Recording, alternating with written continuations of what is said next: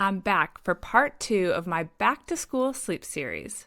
Last week in episode 147, I shared sleep tips for kiddos heading to preschool and toddlers heading to daycare for the first time. Today is all about sleep for the elementary age children. Hi, I'm Allison Egidi, a pediatric sleep and wellness coach and a mom of 2. I love to help parents find solutions. This is How Long Till Bedtime.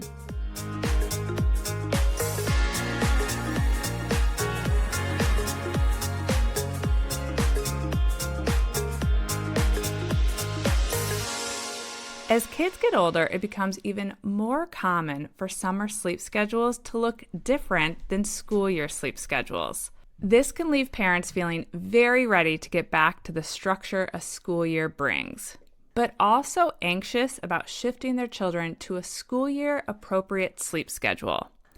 Elementary age children often have an early start. In my house, we shoot to be at the door around 7:20 in the morning. But there are many kids in our area who actually need to be on their bus before 7 a.m. This means a lot of these elementary age school children, including mine, are going to need to be out the door before they are currently waking up over the summer. Today, I'm going to share some tips for figuring out your child's ideal sleep schedule during the school year and figuring out how much sleep is ideal for them. But first, I want to share why I think you should care as much about planning your child's sleep schedule as you do about doing all of that fun back-to-school shopping. A couple of years ago, the American Academy of Pediatrics published the results of a study related to sleep duration and kindergarten adjustment. The objective was to examine linkages between children's sleep duration and children's socio-emotional, learning engagement, executive functioning, and academic outcomes across the full kindergarten year.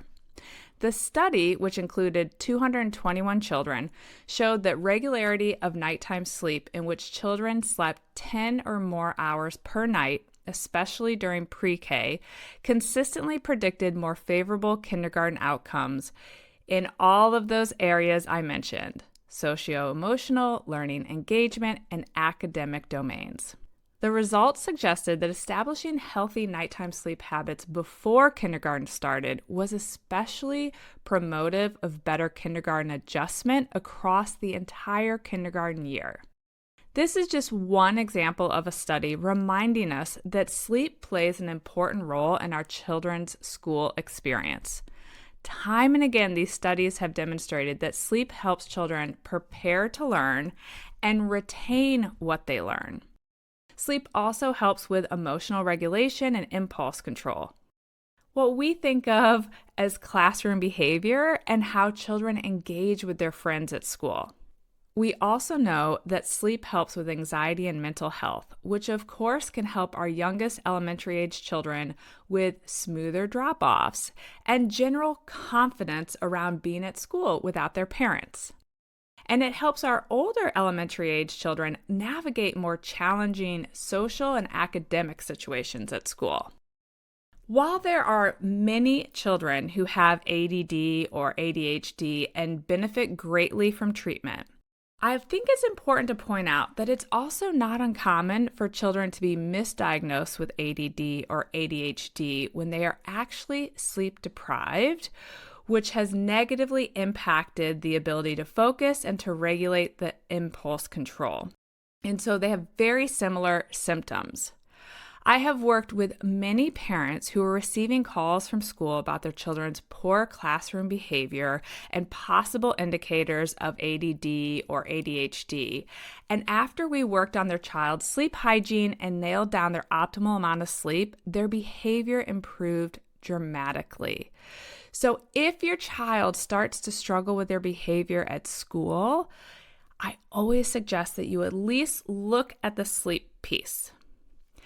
And as a parent who has one child who just finished elementary school last year and one who is entering 4th grade, I can tell you that sleep has played a huge role in my children's academic success. In episode 128, I share what happened when I decided to start taking my girls to the evening men's and women's UVA basketball games last season. It was an unplanned experiment that I'm glad we went through because it proved what I suspected, and that was that sleep was playing a role in my daughter's grades. If you haven't listened to that story, check out episode 128 when you're done with this episode.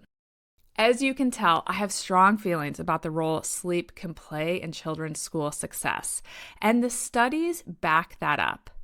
So how do you actually prepare to adjust your child's sleep, and how do you figure out how much sleep is ideal for your child?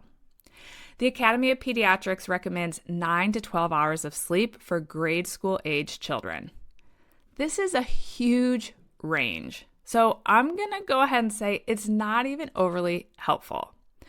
If, for example, you're someone, just let's take us as adults, someone who thrives with 7 hours of nighttime sleep, if you're going to get just 4 hours of sleep, you're not going to be your best self. So imagine if you're a child who would thrive with 12 hours and you're only getting 9. So I'm going to break this down a little bit more with the amount of sleep that I find children tend to thrive with. I like to see 5 through 7-year-olds getting 10.5 to 12 hours of sleep at night. And I think most kids in this age range are actually going to thrive and be their absolute best self when they're in that 11 to 12 hour range during the school year in particular. I would say this really rings true for kindergartners who may be taking on a more structured learning for the majority of a school day for the very first time. Even kids who have been in daycare their whole childhood often are exhausted as they transition into kindergarten because there's a lot more structure, both on the expectations of how they behave and on the expectations of learning. Once we're in the 8 to 10-year-old group, you may start to see a little reduction in sleep needs, but typically not as much as people think. For example, my 10-year-old can still easily sleep 11 hours. She can, of course, get by on less, and she does sometimes. But as I talked about in episode 128, she thrives academically and socially and with the least amount of stress when she's hitting 11 hours as often as possible. So for her during the school year, that means a 7:30, 7:45 bedtime is ideal. Of course, we don't always hit that because there are sports and there's homework, but the goal is to hit that timing as many nights as possible. Now, the shift many parents will start to experience towards the end of elementary school is the early puberty circadian rhythm shift. As children go through puberty, their sleep rhythm does start to shift, which means their strongest pull to sleep, I'm talking about that ideal bedtime, will shift to a later time. For example, in 5th grade, my older daughter's ideal bedtime shifted slowly, but ultimately all the way out to about 8:45, 9 p.m. Now, the struggle there is that her natural morning wake time also shifted. For those of you who've been around for a while, you know she was my early riser. Well, just now she slept until 8:20. She still really thrives with 10 to 10.5 hours of sleep at night, and with needing to be out the door around 7:20 a.m., that meant that last school year, I often had to wake her up in the morning. This is not ideal.